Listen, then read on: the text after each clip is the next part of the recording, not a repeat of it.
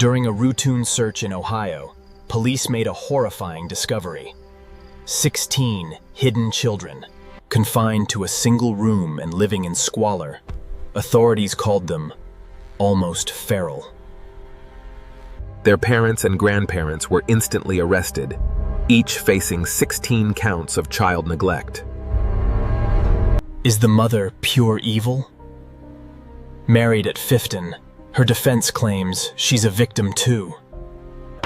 As the East Asian father in his 40s seeks a mental evaluation, the dark secrets are just beginning to unravel. Welcome back to How Who, where we dive deep into the most chilling true crime stories. On June 30th, 2026, sheriff's deputies arrived in the rural village of Hamden, Ohio. They were there to serve Gary Siders Jr. with a standard court summons for a series of misdemeanor public indecency charges. Upon arrival, officers began executing a search warrant for the entire property. The Ohio Attorney General described the interior as a disgusting scene. Officers encountered swarms of bugs and human feces, with a pungent odor that Attorney General Wilson said he could not shake from his clothes 24 hours later. Inside, they found 16 children crammed together into a single 12 by 12 room. Wilson noted that the rescue mission occurred just in time. Without immediate medical intervention, officials believe they would have been dealing with the deaths of multiple children. The victims ranged in age from 18 months old to an 18-year-old adult. Investigators found profound developmental delays throughout the group. The eldest child, despite being 18, was unable to spell her own name. Many children were unable to communicate with officers. They were found covered in bugs, staring back with a distant, unresponsive look in their eyes. Despite the size of the family, neighbors told law enforcement they were entirely unaware that children lived in the house. There were virtually no records confirming that these 16 people existed.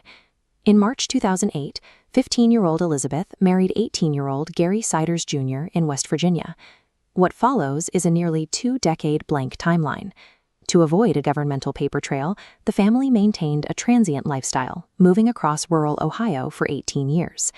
In 2021, local school officials in Gallia County filed 6 truancy complaints after several of the children failed to attend a single day of school. When the Gallia County Sheriff arrived to serve the court summons, they discovered the family's home was already vacant. The parents avoided the legal proceedings by abandoning their residence before the documents could be served.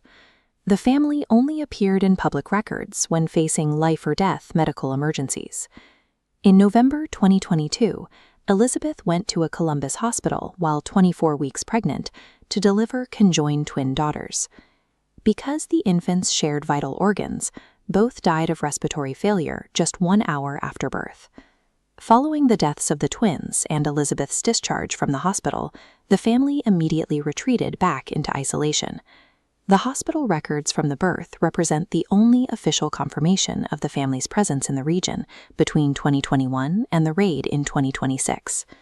Gary Jr., Elizabeth, and the paternal grandparents are currently held on $300,000 bonds, each facing 16 counts of child neglect.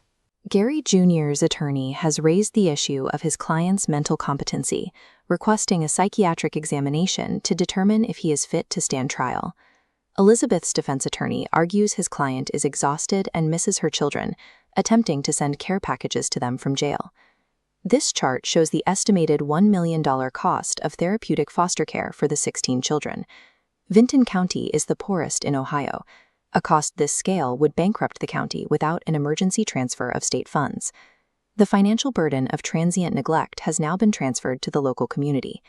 In an era of digital tracking and connectivity, 16 children were able to live in total isolation for nearly 2 decades.